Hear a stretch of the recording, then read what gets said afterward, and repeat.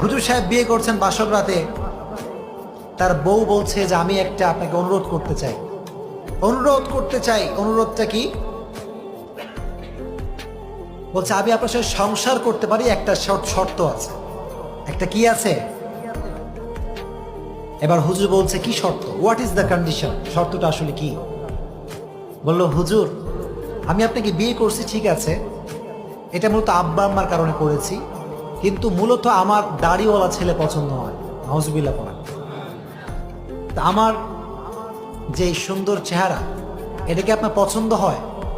হুজুর বলল অবশ্যই, তুমি তো খুব সুন্দরী, অসাধারণ তুমি দেখতে, মেঘ কালো কেশ, কাজল কালো চুল, তাকালে প্রাণটা জুড়িয়ে যায়, হাসতে যেন মুক্তা ঝরে, এত সুন্দরী তুমি, রূপবতী তুমি, তোমাকে তো আমার ভালো লাগে, এই জন্য বিয়ে করেছি। বলো যদি সত্যিই তাই হয় তাহলে একটা আই হ্যাভ অন রিকোয়েস্ট, একটা অনুরোধ আছে। What is the request? অনুরোধটা কি? বলো হুজুর আমার সঙ্গে সংসার করতে চাইলে দাড়িটা রাখা যাবে না। নাউজুবিল্লাহ পড়া। হুজুরও খুব, হুজুররা কি বোকানা চালাক? বোকানা চালাক? হুজুর দেখে বোকা মনে হয় নাকি আমাদের?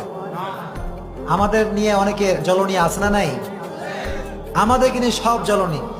আমার অনেকে কয় যে হুজুর বেশি স্টাইল করে, আছে না নাই? হুজুর সেই হবে সবচেয়ে বেশি স্মার্ট, চিল্লায় এখন ঠিক কিনা?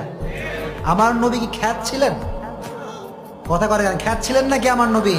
আমার নবী ছিলেন গোটা বিশ্বের সবচেয়ে স্মার্ট পুরুষ, চিল্লায় এখন ঠিক কিনা? হুজুর বললেন ওকে ওয়েট আ মিনিট, একটু সময় দাও, তুমি একটু এখান থেকে যাও, আমি তোমাকে উত্তরটা দিব আফটার অন আওয়ার, 1 ঘন্টা পরে।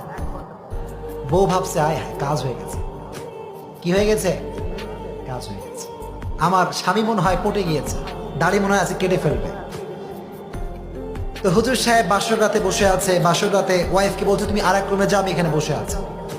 1 ঘন্টা পরে ওয়াইফ আবার আসছে, এসে গেটটা নক দিয়েছে যে একটু গেটটা খুললে আপনার ডিসিশন শুনতে চাই, যে আপনার ডিসিশনটা আসলে কি।